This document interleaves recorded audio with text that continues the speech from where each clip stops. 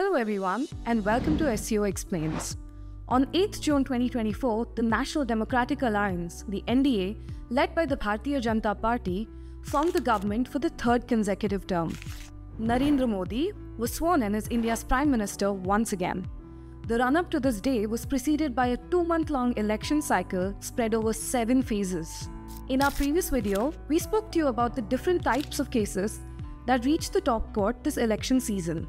From a petition seeking a ban on Prime Minister Modi from contesting in the elections, to a petition seeking 100% verification of votes cast through EVMs, the top court saw it all. In this video, I, Sai Spandana, am going to explore the incumbent government's long-standing battle with the judiciary on the present system of appointing judges to the higher judiciary. I'll also explore how this tussle around appointments will play out in the BJP's third term. In 2014, the Bharatiya Janata Party's election manifesto included a list of 22 ambitious reforms on the judicial front. One of those was the formation of a national commission to recommend appointments to the higher judiciary. Just 3 months after it came to power, the Modi-led government followed up on its promise. They passed the 99th Constitutional Amendment Act, which created the National Judicial Appointments Commission, the NJAC, a 6-member commission which included the Chief Justice of India, 2 senior-most judges of the Supreme Court, the Union Law Minister, and 2 eminent persons nominated by a committee comprising the Chief Justice, the Prime Minister, and the Leader of the Opposition. Any 2 members of the NJAC could veto a recommendation.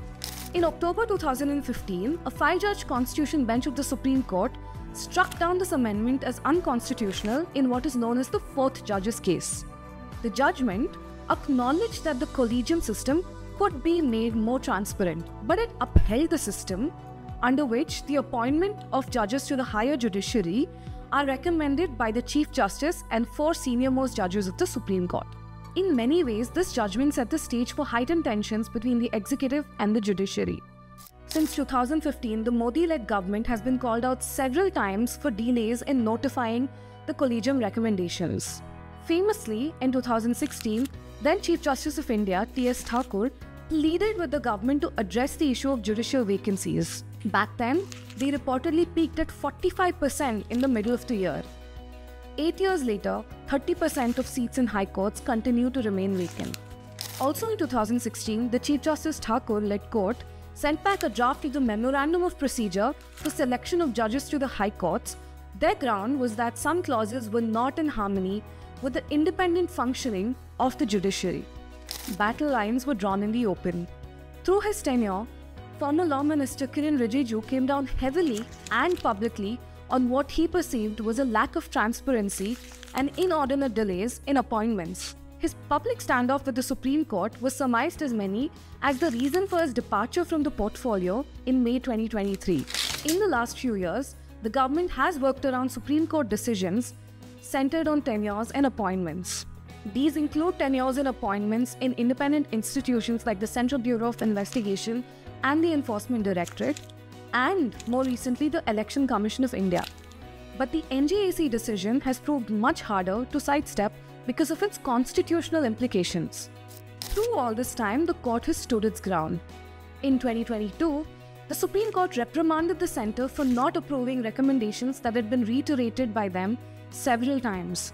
More recently, last year, Chief Justice D.Y. Chandrachud also defended the collegium system, stating that they had applied well-defined principles and parameters in recommending judges. In the run-up to the 2019 and 2024 elections, the BJP's promises on the judicial front were glorified footnotes at best. They were not more than 3 points of reform. And interestingly, neither manifesto mentioned a commission for judicial appointments. But the story does not end here. Just last month, former Minister Upendra Kushwaha stated that on returning to power, the NDA will make a fresh attempt to scrap the undemocratic collegium system. The comment was made in the presence of Home Minister Amit Shah. More recently, on being sworn in as Law Minister, Arjun Ram Meghwal also reiterated his renowned interest in settling the Memorandum of Procedure dispute between the executive and the judiciary. There are, of course, many moving pieces to this plot. For one, after Chief Justice D.Y. Chandrachud's retirement in November 2024, the executive will interact with 7 different Chief Justices. For another, the return to coalition politics in the 18th Lok Sabha elections might mean that the BJP will have to reprioritize its battles in the legislative and judicial arenas. It'll be interesting to see how this tussle plays out in the BJP's third term. We hope you liked this video. As always, stay tuned to SC Observer for more stories from the Supreme Court.